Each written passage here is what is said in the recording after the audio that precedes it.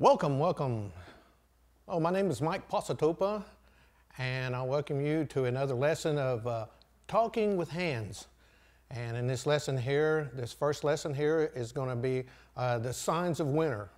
I know winter have different symbols and hands that we're going to be learning those signs. So I want to go ahead and start off first by talking about this book that's out that I done called Talking with Hands, and it all started right here.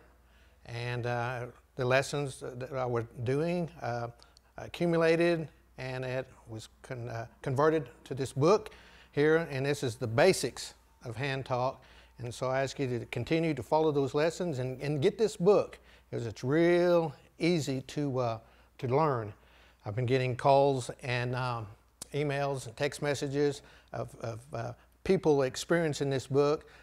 There's a woman that said that she's teaching her 16-month-old how to do hand signs, and so that's something. And last week I was with the Yuchi tribe, the Yuchi language project, and we were learning. I was teaching them basics, and we done some sign language with an old Yuchi story. So, you know, it's working, it's happening out there. All right, this right here, you can see it out here, is how I teach this sign language. A lot of other hand talkers don't use this method, but this is the best way to understand it. It's the shape of the body with a line right down the middle. You have your left side, your right side, and then this is actually on the opposite. Whoever printed this. But then this is the left side. And wherever the hand position is on that is the best way to know where your hand is at that sign that you're doing. If it's at a different place, it could actually be another sign that won't fit. So the way I teach this is I use that straight line theory, and it's pretty basic after that. Now, if I was to ask someone in review, do they talk with hands? I would say, do you talk with your hands? They may not be able to answer me in hand talk, but if they did, they would say yes, or they might say no. Or they might just verbally say, no, I don't know how to talk with my hands. The reason why many is because it was a lost language. This hand talk goes way back. Just like in our tribal languages, there's diversity, different language groups, linguistics. And this bypasses linguistics, and it provided a way of communication and to be able to communicate in all parts and aspects of life. And so it's with these hands right here is what we're going to learn. Now, this is speak. This is words. Like if you wanted to talk to somebody, you do this. This is the moving of words.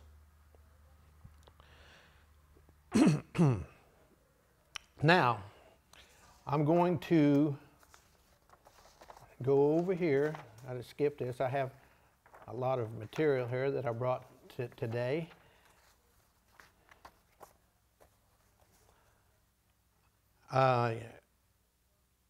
In the next lesson, we might do a little review, or I might add more words, because in times past we've covered a lot of words. We've accumulated a lot of words, and I've given signs for those words.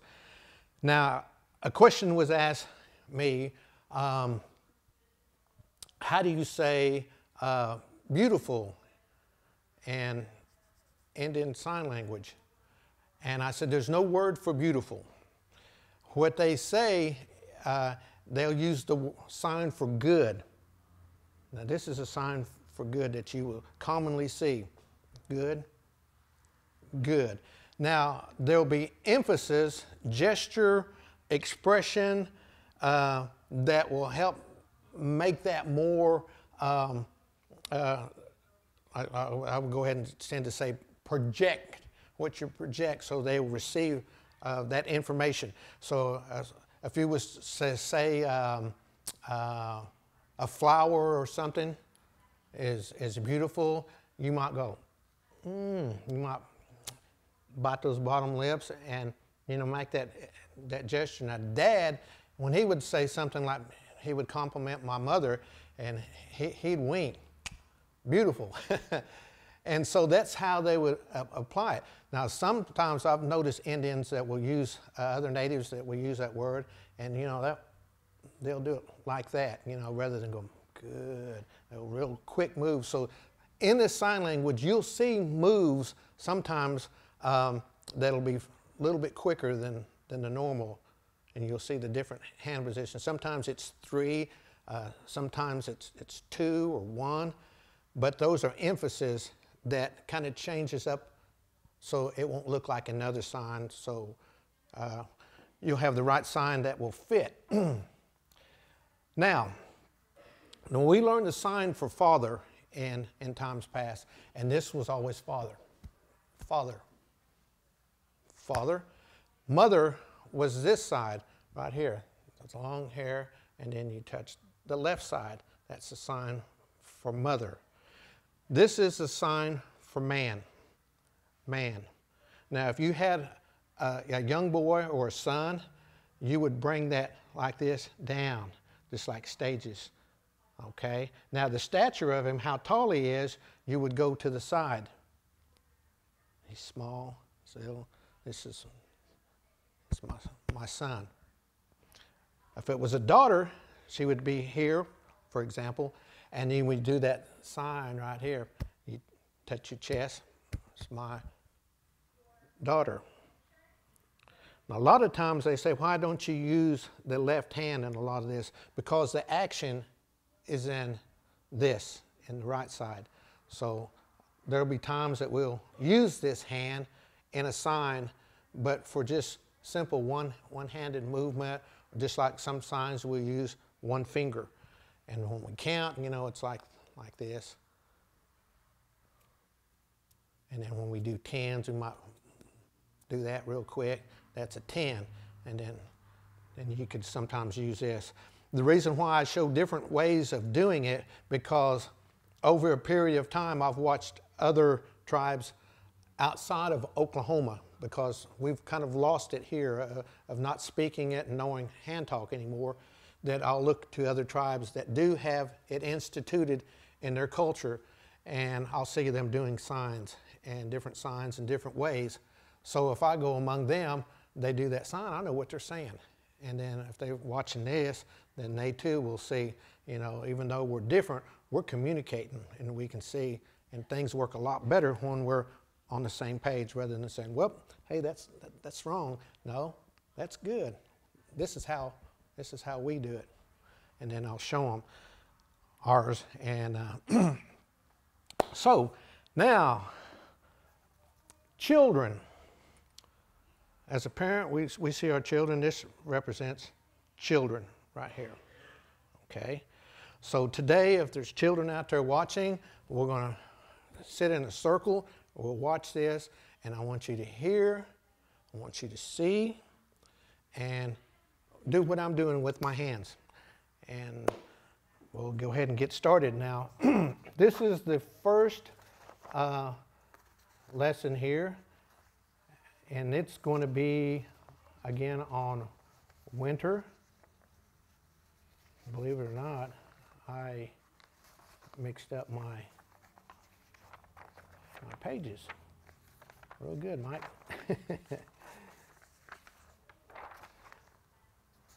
All right, here we go. Winter, signs of winter. This is a sign for day. Day. It just happens to be that today it's nice outside and it's not cold. And so if it's a winter day, this would symbolize a blanket. okay, in this sign language for cold is this, just like your cold. You know, some native tribes will get the hands kind of working together, almost bumping them together. That means it's really cold. But if it's a season for winter, we use a crescent moon right here to symbolize the seasons. In determining one's age, we ask somebody how many seasons are there? Winters are you? So that's how many, every winter you're another age, you know. Oh, it goes all up, and then when you count in tens, I'm 20, I'm 30, and that's how they determine the years, how old you are. Snow, that's snow. Fingers are fluttering. Fire, that's a symbol for fire. All right. Now, the sign for heat from the sun is this. That means it would be hot. So sometimes if you get close to a fire, it might have that same drawing effect, you know, as you feel in the heat from a fire. Now, blanket, again, is here. You wrap it around. That means blanket. Now, if I was to give someone a blanket, then I might fold it and then do that. That means I'm giving you this blanket. Okay. Another thing that we do in the winter, well, throughout the year, is coffee. And the old sign for coffee is, back in the old days, they would grind the coffee, and then they would put the water in it. And back then they didn't have the coffee filters. So the coffee was, you know, really sludgy, sandy, kind of dirty. And many of our native people didn't like it because it was bitter. And it was gritty. So, you know, it was like that. They didn't like it, no. But now today, you know, we have all kinds of coffee out there. Now, wind is this. That means a sign for wind. So if it was cold, winter, it's snowing, and the wind was blowing. A lot of times among our native culture, they make things. So they'll use an awl to punch the holes, and then they will use different things for like a needle, but still, this meant sew. Whereas beading, you would be sticking a needle in a bead, so you would do that. That one means you're beading. In the winter,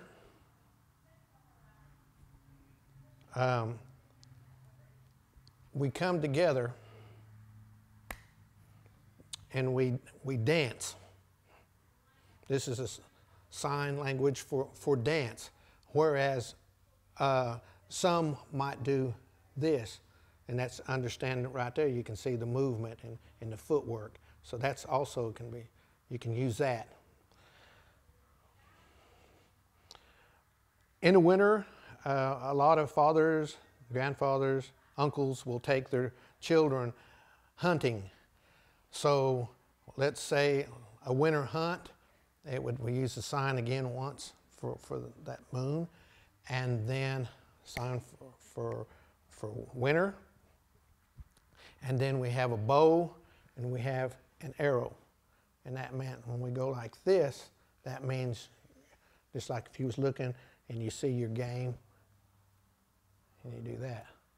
So that's a sign for a hunt. Later on, you know, the sign came for a rifle, and there they would do that, like they was holding a rifle. Let's say the ground is slick it has ice on it. And ice is, the water's cold on the ground, and you slip and you fall. That's how we do it in sign language. Slick, fall. If we was to invite someone to our house, well, back in the old days, among the Plains Indians, many did live in teepees.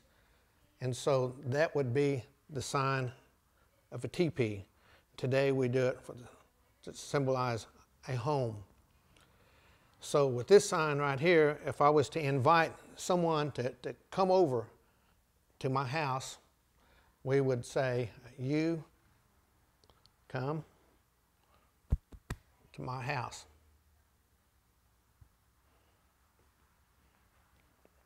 Might do this here, since that symbolizes fire, that it's warm. Come over and eat. Sign for eat.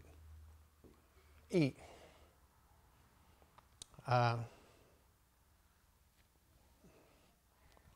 All come over and eat. Get full. So if you're hungry, like this, it means you're hungry. If you're full, it's right here. When you had enough, you can say, it's good.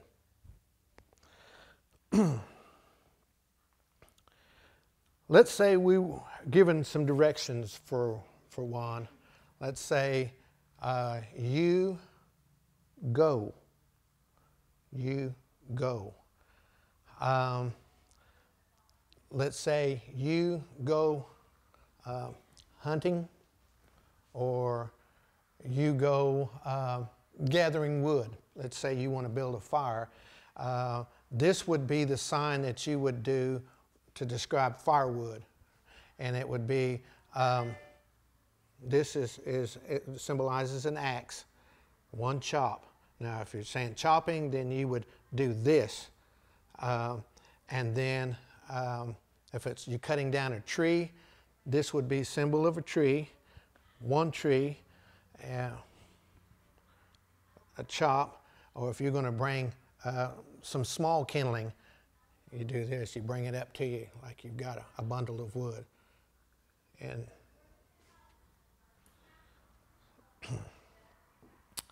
let's say,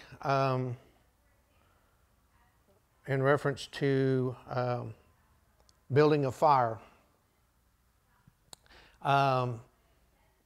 we use the small sticks. We build it. This would be build a fire. All right. Bread. That's a sign for bread right here. Meat is this, and then when you cut it, you split it.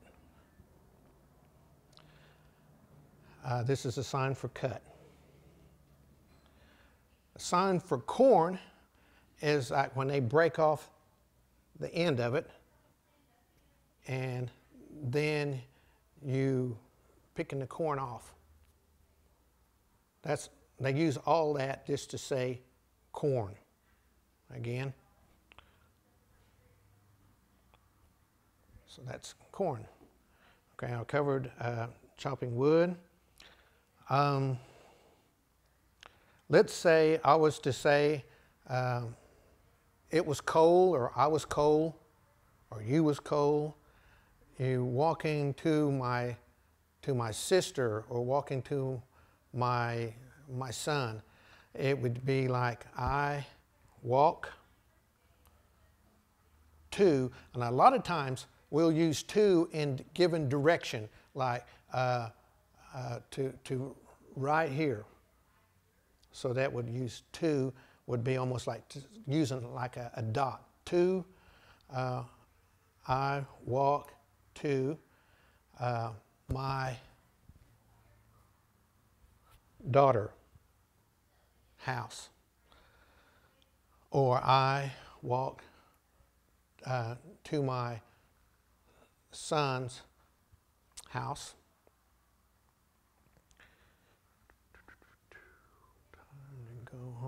Now, if I was looking to say what time it is, I might hold my hand up like this, saying it's time, and then this position of the sun, to go home. We do that.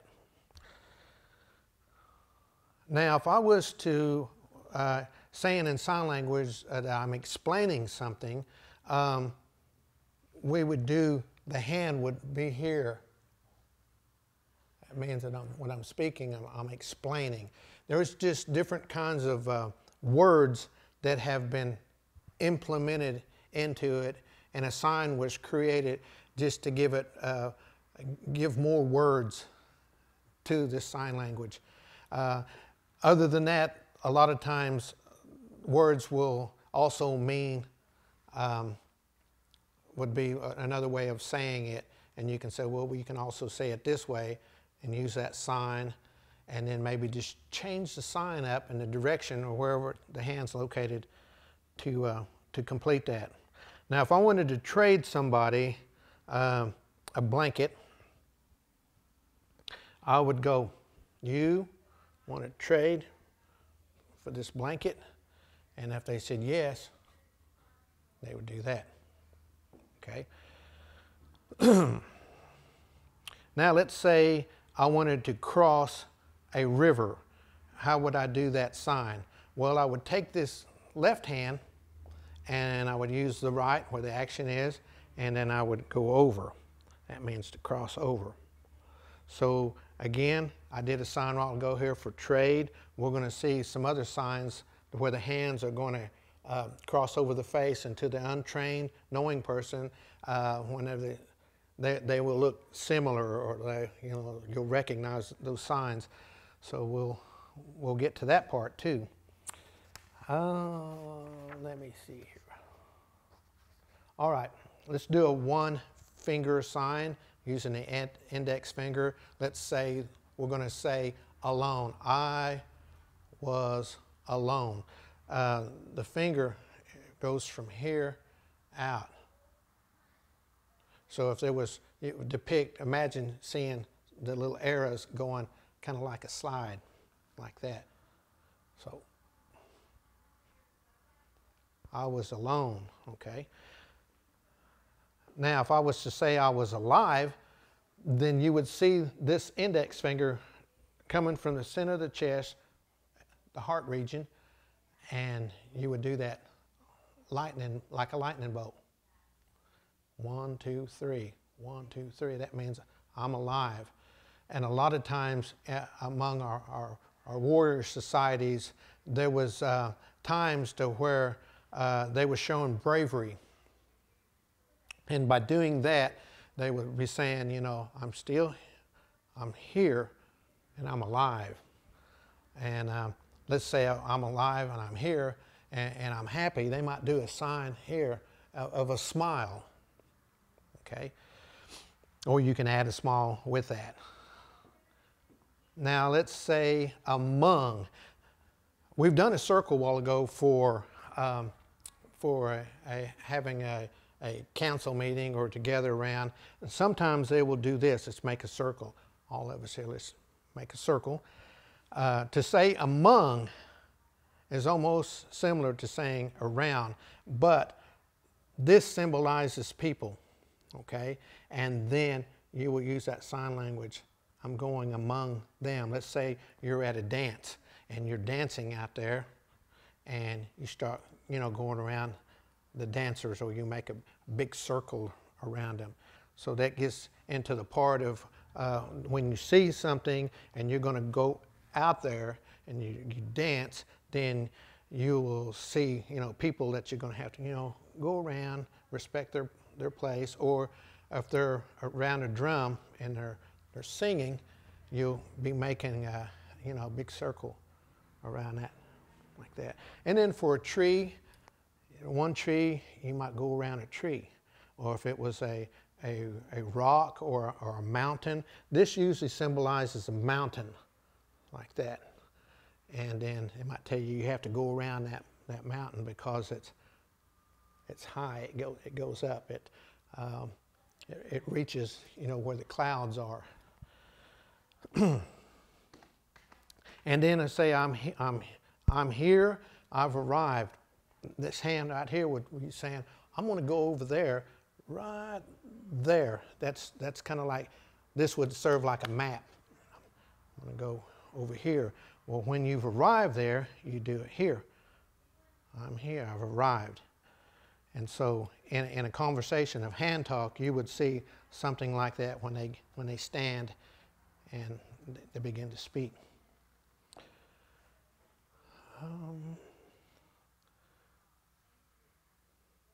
Now there's a, when I was talking about the mountain or hill, when the word for ascend, so you'll know this is of something for telling somebody to arise, like standing to your feet, or if you tell somebody to stand, is this. Now, if you're telling somebody to jump, it would be both going up like that. But to ascend here, it goes right back up to the fifth, and your hand goes up. That means it's a high mountain.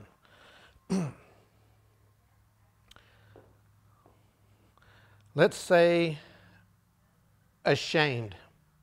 Let's say I was ashamed. How would I do that sign? Well, ashamed, you use both hands and you cross over the face. That's to symbolize covering yourself with your blanket. See, you lose face. That's a symbol for ashamed. Now, the symbol for shy or bashful is the hands are right here. And if that person was shy or bashful, you see them, and that they were shy. So if you see ashamed and see bashful, that they're two different signs. Bashful, shy, the hands are right here, whereas the other ones are this. That's ashamed. Very similar.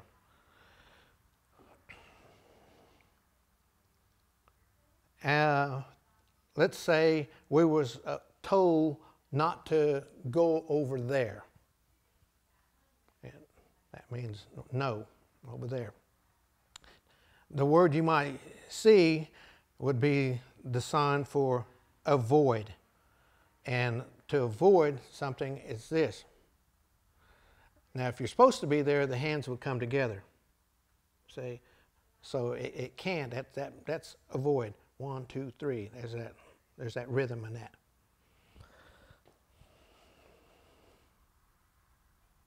And that's at shoulder height, right here.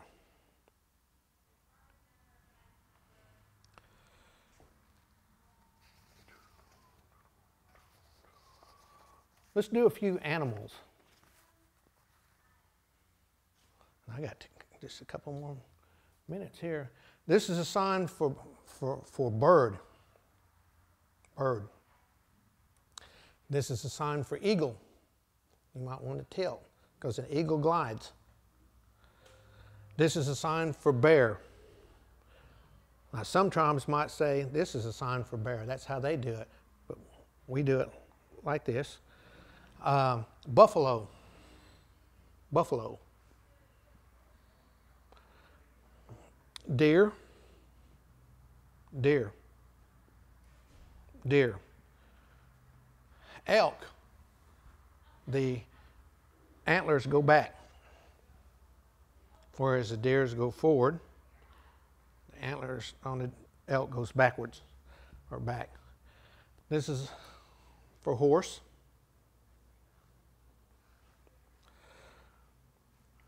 For dog is, let's say, to get this sign down, dogs in the old days within a tribe, they pulled the Travis, the teepee poles, and they would carry what they needed on top of it, and those dogs used to pull it.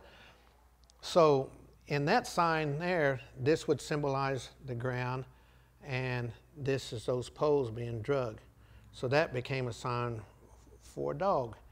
Now, whereas a sign for a wolf was this, that was wolf, wolf. Beaver, sign for beaver was flat hand, bottom part, that symbolizes the tail and the sound. Because when you go out, whether in beaver country, you would hear that when they was making their almost said lodge, the beaver dam. You would hear them slapping that mud, packing it. Fish.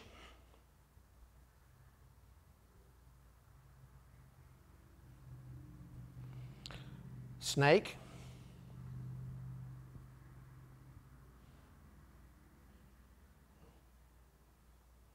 And sign for turtle. The sign for turtle, we use this sign because that shell is hard. And that means it's hard. And we'll use the thumb symbolizing the head of a turtle and move that a fist slowly up the arm. And that was the sign for turtle. The sign for cat, which back then for them could have been a cougar, a mountain lion, a panther, and they would push their nose up. And that meant cat. Turkey was a bird, and it made that noise. So they would, and that's when turkey would gobble. So they also have that skin underneath their throat. So it was this, and then that, and then hit that quick like that. And finally, owl. A bird, round circles symbolize the eyes. Okay, I want to thank you once again for being a part of our show, and I hope that these signs help you build your hand talk language. Till next time.